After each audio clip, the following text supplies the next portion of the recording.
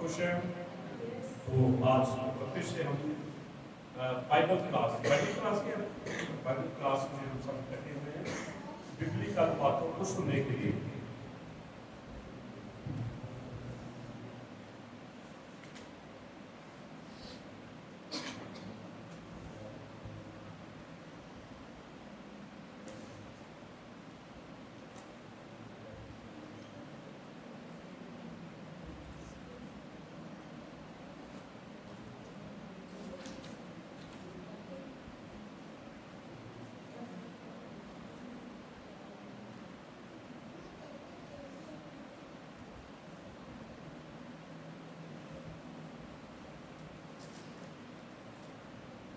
दो शब्द मैंने आपके सामने लिखे हैं। पहले शब्द जो है वो है बोलो कब, रेश। तो आप बोलो 5 बार बोलो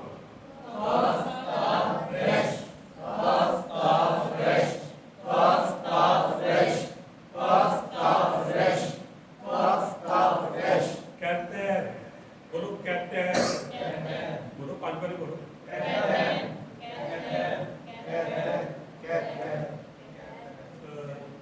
स्टार्टिंग तो आत्मा में करते हैं, शरीर में एंड कर देते हैं। जब आत्मिक शब्दों को लेते हैं तो आत्मा में रहना पड़ेगा आपको। बोलो कहते हैं, कहते हैं, कहते हैं का अर्थ होता है मुकुट। क्या होता है? मुकुट। चाहिए या नहीं चाहिए? बोलो चाहिए। स्वर्ग में जाना है तो वहां हमें क्या पहना है? मुकुट। Hallelujah, hallelujah. ठीक है, अब बोलो कुफ, वाव, सादिक, बोलो कुफ, वाव, सादिक, कुफ, वाव, सादिक, कुफ, वाव, सादिक, कुफ, वाव, सादिक, कुफ, वाव, सादिक, कुफ, बोलो कोस, पांच बार बोलो कोस।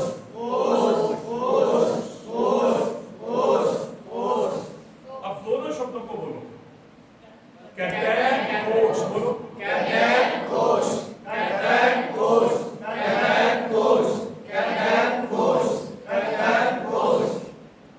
तो कोश का अर्थ होता है कांटे। ऊपर क्या है? कहता है, कहता है का अर्थ क्या है? मुकुट। नीचे क्या है? कोश, कोश का अर्थ क्या है? कांटे। किसका मुकुट? किसका मुकुट? तो याद आया जब कांटों का मुकुट? यीशु मसीह। आज तक किसी प्राइम मिनिस्टर ने या किसी सीएम ने या किसी भी और जितने भी बड़े ओहदे वाले किसी ने कांटों का मुकुट, हीरों का मुकुट हो सकता है या फूलों का मुकुट हो सकता है या और बहुत सारे साधारण मुकुट हो सकते हैं, लेकिन कांटों का मुकुट नहीं। कांटों का मुकुट किसके ऊपर आया? यीशु के ऊपर। बोलो यीशु मसीह के ऊपर। से बोले यीशु मसीह। और खट्टों को डालने के लिए गधे के ऊपर बैठकर सवारी करना यीशु मसीह की अपनी चॉइस थी। गधे के ऊपर बैठना कोई आसान बात नहीं है। जैसे कांटों का मुकुट न्यादर है, वैसे गधे के ऊपर बैठना भी, बोलो, पर उस गधे के ऊपर बैठने के लिए यीशु मसीह ने आप आज्ञा दी, आप हुक्म दिया। लेकिन कांटों का ताज पहनने के लिए यीशु मसीह ने नहीं कहा। लोगों की चॉइस थी कि इसे कांटों का ताज पहनाकर इसको ठट्ठों में अड़ाएं कि ये कौन है? यहूदियों का राजा। बोलो यहूदियों का राजा, यहूदियों का राजा। और यहूदी भी बीच में ही है। वो यहूदी जो यीशु से प्यार करते वो नहीं, जो यीशु से नफरत करते, जो यीशु को पसंद नहीं करते, वो यहूदी उनमें। Hallelujah, hallelujah. तो वो लोग कहता है कोस, कहता है कोस, कांटों का मुकुट, कांटों का मुकुट। या आप कह सकते हैं कांटों का ताज, या क्या कह सकते हैं? कांटों का ताज। तो याद रखें, जो चीज यीशु के साथ जुड़ेगी वो चीज अपने आप में गवाही बनेगी। अब देखो कांटे अपने आप में क्या बन गए? क्योंकि हालेलुया, जो चीज यीशु के साथ जुड़ेगी वो अपने आप में गवाही है। उन्होंने तो न्यादर किया, पर वही कांटे आशीष का कारण बन गए। Hallelujah, hallelujah, hallelujah, hallelujah. एक वचन पढ़े और उत्पत्ति 3 अध्याय 18 वचन। और वह तेरे लिए कांटे और ऊंट कटारे उगाएगी। अब यहोवा ने आदम को ये बताया कि तूने जो किया है, अब तेरे कारण पृथ्वी के ऊपर जब तू जाएगा, अब तू वाटिका में, अब तू बागे अदन में तो रहेगा, पर बाग में नहीं रहेगा। अदन में तो तू, पर बाग में। अब बाग से तू जैसे ही जमीन के ऊपर, अदन की जमीन के ऊपर आएगा, तो वो जमीन तेरे लिए क्या करेगी? बोलो। अच्छा, यहोवा ने क्या किया? आदम को वस्त्र तो पहना दिए, वस्त्र तो, पर जूते नहीं पहनाए, नंगे पांव बाहर भेजा। कैसे भेजा? नंगे पांव यहोवा ने इसलिए भेजा कि जब जमीन के कांटे तेरे पैरों में चुभेंगे तो तुझे एहसास होगा ये जमीन के कांटे मेरे गुनाह के कारण। Hallelujah, hallelujah. जब तू जमीन पे आएगा, जब तू बाग में से जाएगा बाहर, क्योंकि बाग में कांटे नहीं है। अदन के जमीन के ऊपर एक बाग है। यहोवा ने आदम को अदन से नहीं निकाला। कहां से निकाला? बाग से निकाला। अब जब राम से 3 अध्याय पढ़ेंगे आपको वहां पर पता चलेगा कि यहोवा ने उन्हें वाटिका से निकाला, अदन से नहीं निकाला। कहां से निकाला? बाग से निकाल दिया। लेकिन जब कैन ने गुनाह किया, उसे अदन से निकाल दिया। जब कैन ने गुनाह किया, अदन में माफी है, अदन में पश्चाताप है, क्योंकि अदन कोई और नहीं है, अदन यरूशलेम है। तो यरूशलेम में माफी है। आमीन बोलेंगे? लेकिन कैन को क्या किया? यरूशलेम से ही निकाल दिया, अब माफी नहीं। तो जैसे ही वो बात आया, यहोवा चाहता था इसको जब कांटे लगेंगे, इसके अंदर फीलिंग आएगी, मेरी बुराई, मेरे गुनाह इन कांटों को लेकर आई है, मैं बुराई को बंद करूंगा, कहीं मेरे औलाद के कांटे ना लगे। लेकिन उन्होंने क्या किया? उन्होंने अपने प्रयास से जूते बना लिए। क्या किया? अपने प्रयास से। किस लिए? आज लोग अपने प्रयास से कांटों भरे पापों से आजाद होना चाहते हैं। अपने प्रयास से संसार के अंदर ऐसी भीड़, ऐसे लोग आपको मिलेंगे जो अपने प्रयास से यहोवा को खुश करने की कोशिश कर रहे हैं। मैं आपको यहां इस समय इस पुलपट पे आपको बताना चाहता हूं, सेवकाइयां वही रहेगी जो वचन के अनुसार होंगी। जो वचन के अनुसार सेवकाइयां नहीं होंगी, वो सब उड़ जाएंगी। हालेलुया।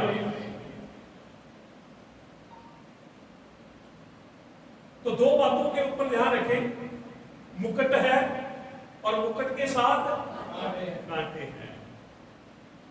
कांटे एहसास कराएंगे कि हमने बुराई की, हमने गुनाह।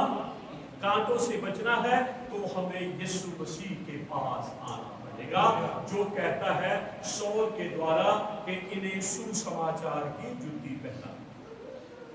Hallelujah, hallelujah, hallelujah. सुने ध्यान से। तो जब बागे अदन से, यानी कि बाग से अदन की जमीन पे आया, तो आपको पता है आदम नगर भी है। जहां पर जाकर आदम रहने लगा उसको आदम नगर कहा गया। क्या कहा गया?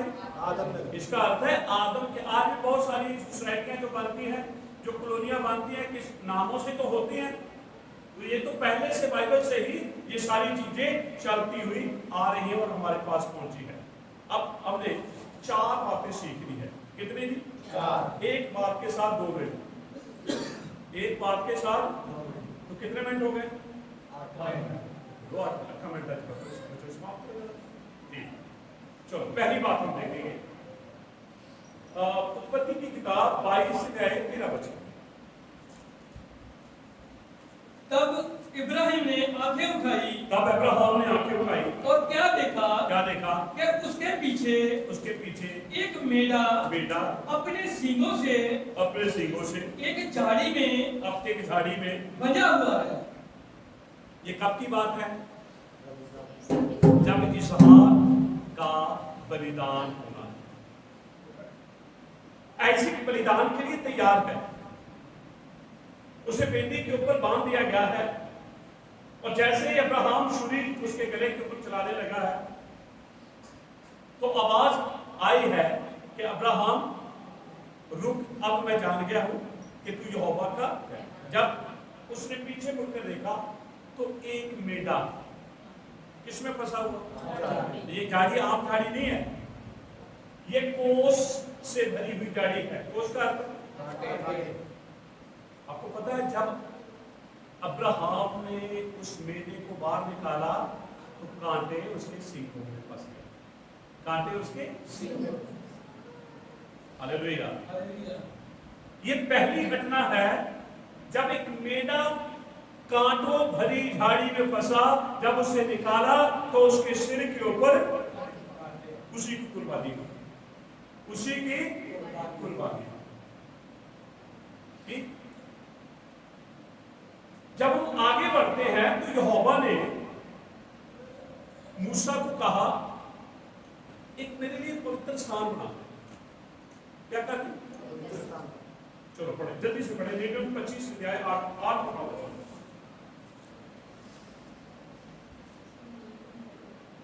और वे मेरे लिए एक पवित्र स्थान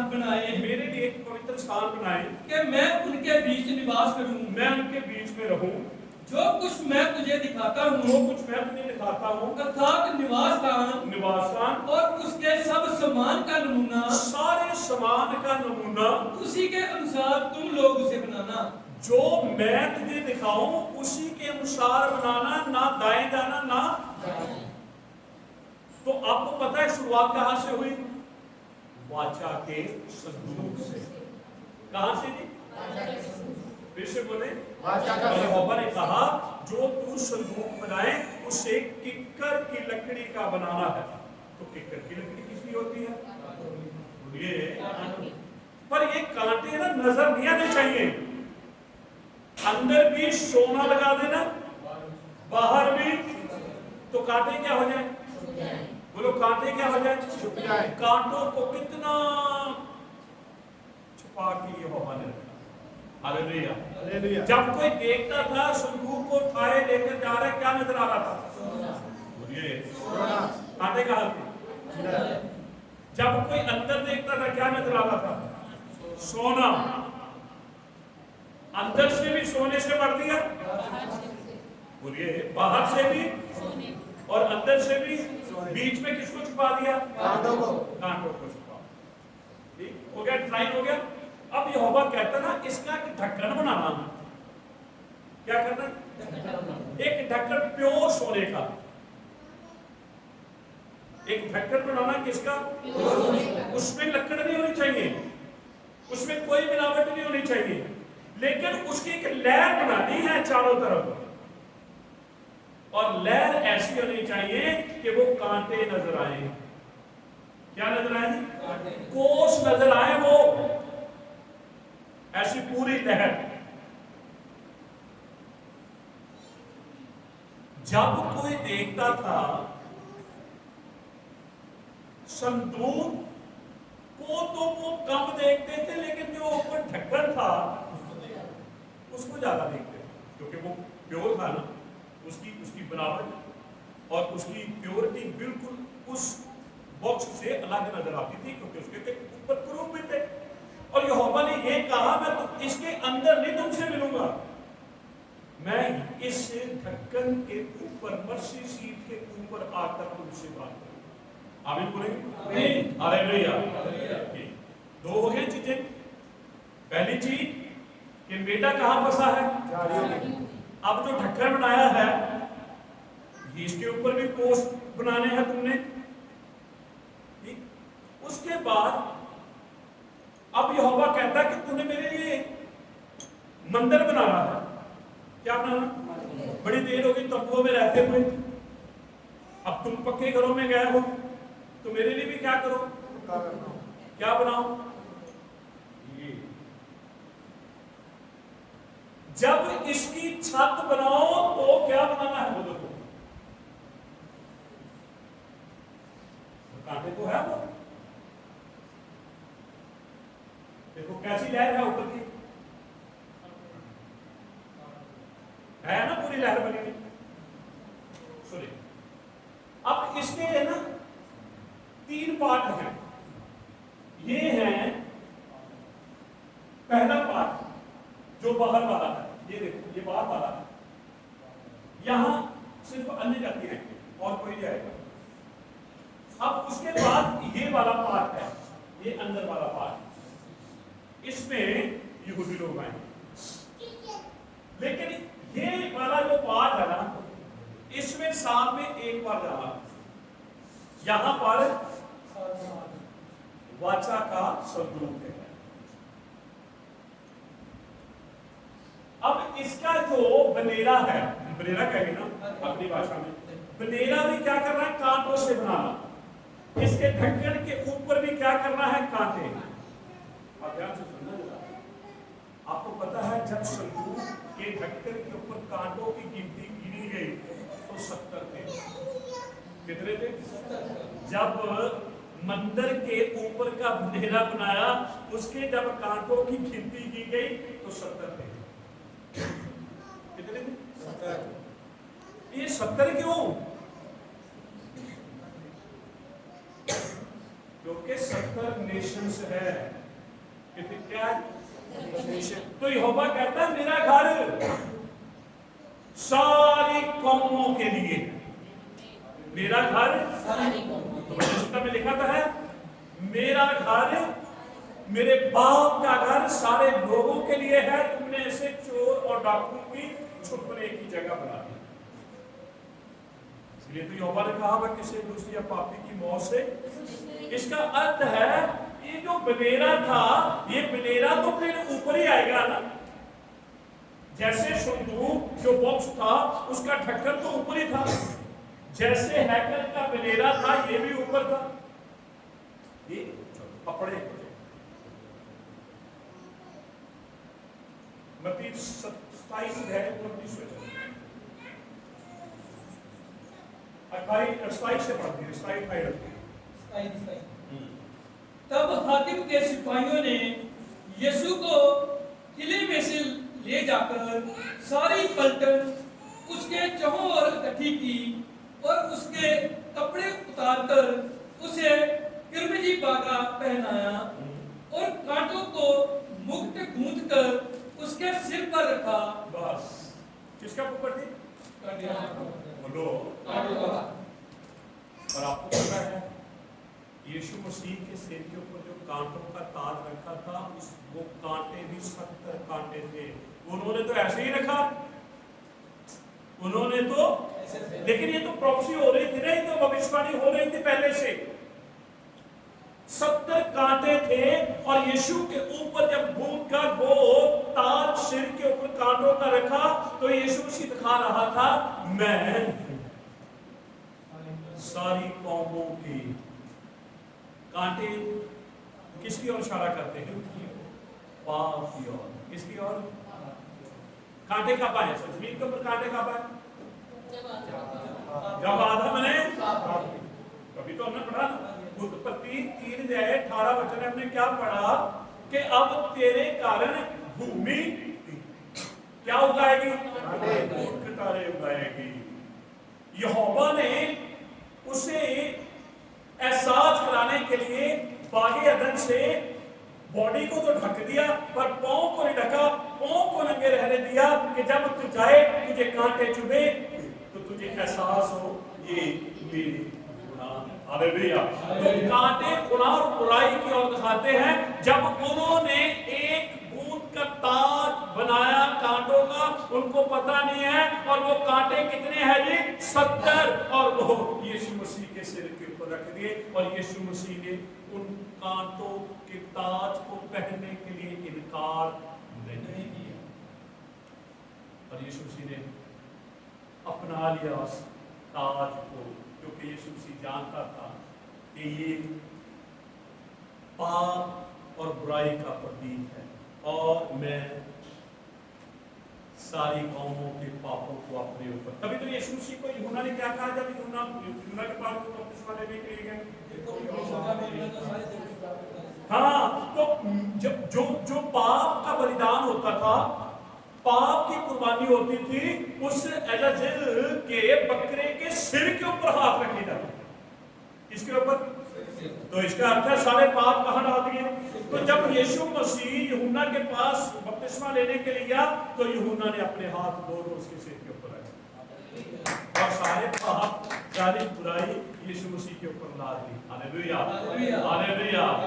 तो मरने से पहले यीशु मसीह चाहता था कि मैं भूमि के ऊपर आदम के गुनाह के कारण जो श्राप आया है, मैं भूमि को भी मैं छुटकारा देगा।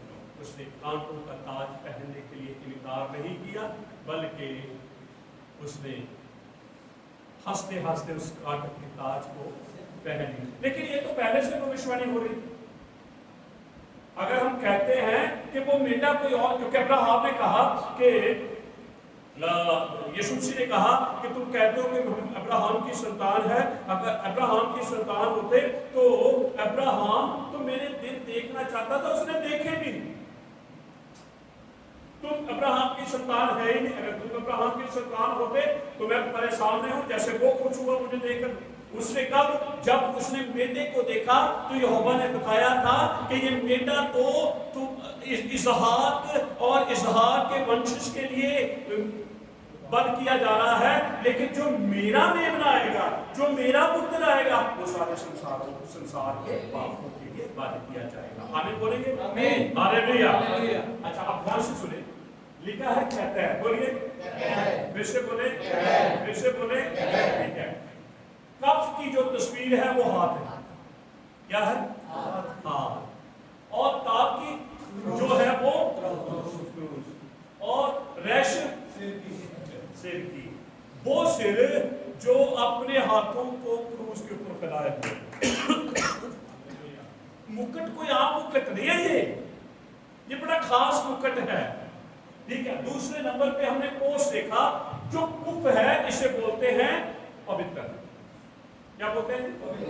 और जो पीछे का शब्द अक्षर है बैठे वो है सादिक। सादिक का अर्थ धर्मी। यहां पवित्र भी है, यहां धर्मी। और जो बीच में वाव है ये एक व्यक्ति है। ये एक, तो जो व्यक्ति है वो पवित्र भी है और वो धर्मी भी है। तो कौन हो सकता है? बोलो। तो फिर वो ही कांटों का मुकुट पहन सकता था, कोई और कांटों का मुकुट नहीं पहन सकता था। आमीन बोलेंगे? आमीन, हालेलुया। अब आप कहेंगे कि हमें क्या जरूरत है? हमें जरूरत है क्योंकि कांटे हमारे गुनाह का प्रतीक है, कांटे हमारी बुराई का प्रतीक है। एक बार फिर से ये बातें हमें यीशु की ओर लेकर जाती है कि मेरे पाप उसने अपने ऊपर उठा लिए, मेरी बुराई उसने अपने ऊपर उसे ठट्ठे किए हैं।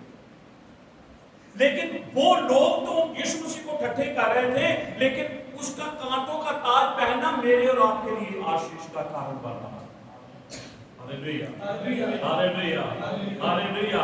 तो ये कोई अचानक नहीं हुआ, ये प्लान के साथ हुआ। कैसे मेंढा कांटों की झाड़ी में फंसा, कैसे संदूक का बनेरा जो है कांटों की एक लहर से बनाया गया, कैसे मंदिर के बनेरे के कांटों से बनाया गया, वो खा रहा था। यदि मेंढा यीशु की तस्वीर है, यदि वाचा का संदूक यीशु की तस्वीर है, यदि मंदिर यीशु की तस्वीर है, तो फिर देख लीजिए उसके बनेरे तो कांटों से बने हैं। अगर यीशु के सिर के ऊपर कांटों का ताज नहीं रखा जाता तो फिर वो वाचा का संदूक कैसे बनता, वो मंदिर कैसे बनता? आपको पता है, लोगों ने कहा हमें चिन्ह दे। लोगों ने क्या मांगा? चिन्ह। यीशु ने कहा गिराओ इस मंदिर को। क्या करो? इस मंदिर को मैं क्या करूंगा? 3 दिन में हटा दूंगा। मैं 3 दिन के बाद, तो उन्होंने क्या कहा कितने साल लगे? कितने साल? 40 साल। ये 3 दिन में कैसे खड़ा कर देगा? किसकी बात कर रहा था? शरीर की। बोलो बोलो, सही बोलो। अपने शरीर की जी नहीं, वो कलीसिया की बात कर रहा है। हालेलुया। उसका शरीर कौन है? बोलो, वो तो सिर है। वो कलीसिया की बात कर रहा था। मैं क्रूस पे जाऊंगा, जब वो मुझे नेजा मारेंगे, खून और पानी आएगा, तो वो खून और पानी कलीसिया को जन्म देगा। हालेलुया। और जिसके ऊपर मौत पताल कभी जीत नहीं। हालेलुया। तो यीशु मसीह अगर शरीर की बात कर रहा है, तो फिर शरीर तो कलीसिया है, या अगर शरीर यहाँ है तो सिर भी यही है। अगर सिर वहां है तो शरीर भी वही है। यीशु मसीह हमारा क्या है? सिर। बोलो। और हम यीशु मसीह के क्या है? शरीर। उसके शरीर के अंग है। हमारी बॉडी के अंदर कितने अंग है?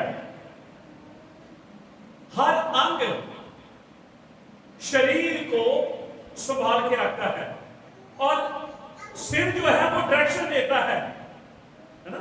अगर सिर पे चोट लग जाए, अगर सिर का कुछ थोड़ा सा नुकसान हो जाए, क्या होगा? पूरी बॉडी का सिर को ठीक। यीशु मसीह हमारा सिर है। सिर तो ठीक है, पर शरीर खराब। बोलिए। शरीर इसलिए खराब है क्योंकि वो सिर के साथ नहीं जुड़ा। जब वो सिर के साथ जुड़ जाएगा तो फिर शरीर भी सिर जैसा ही हो जाएगा। आमीन बोलिए। हालेलुया। तो लिखा मैंने जो लिखे हैं, तो शब्द कहता है ओस, कांटों का मुकुट। हमें पहनने की जरूरत नहीं है। यीशु मसीह ने कांटों का मुकुट, और इस कांटों के मुकुट के अंदर मैं और आप भी 70 कौमें, हर कौम के लिए यीशु मसीह बना है। इसलिए यीशु मसीह ने कहा, यदि कोई अपने होठों से अंगीकार करेगा, यदि कोई, ये नहीं कहा कि सिर्फ यहूदी लोग या क्रिश्चियन लोग ही, यदि कोई भी अपने होठों से अंगीकार करेगा कि यीशु यहोवा है, और अपने हृदय से विश्वास करेगा कि यीशु को यहोवा ने मुर्दों में से जीवित किया है, निश्चय को उद्धार पाएगा। आमीन बोलिए। आमीन। हालेलुया। हालेलुया। तो जब आप यीशु के कांटों का मुकुट देखें, तो आप आंसू न बहाएं, आप खुशी बनाए कि एक ही व्यक्ति है जिसने सारी कौमों के पापों को अपने ऊपर। आमीन। आइए हम सब अपनी आंखों को बंद करें, थोड़ा समय इन वचनों के ऊपर ध्यान लगाएं, क्योंकि वचन सुनेंगे तो आप सीखेंगे। अगर आप वचन सुनकर सीख भी रहे तो आप कभी भी नहीं समझ सकते। ये हमारे कहा मेरी बातें इतनी कठिन नहीं है, मेरी बातें तो बड़ी सरल सी बातें हैं। बेटा धन्यवाद मेरी बेटी और बेटियों के लिए। आज हम सबका यहाँ पर मिलना करते हुए आशीष का कारण बने। मेरे खातों को, आए हर एक भाई बहन को, आज जितने लोग तेरे कलाम को सुन रहे हैं, तेरे दावे को सुन रहे हैं, एक जीवन के ऊपर तेरे दावत की कुव्वत को सामने आए, तेरे लोग तेरे आनंद से भर जाए। हम सबका मिलना करते हुए आशीष का कारण बने। महिमा आदर आपको मिले। यीशु अभिषार आपके कदों शामिल होकर मांगते हैं। या बारूद अब्रोई व यशे मिलेखा, या और अब्रोई पानक इलेखा व यकुलका, या से अब्रोई पानक इलेखा यसु लेखा शलोम शलोम शलोम। यहोवा आशीष दे, यहोवा आपको बरकत दे। आमीन बोलिए। हालेलुया।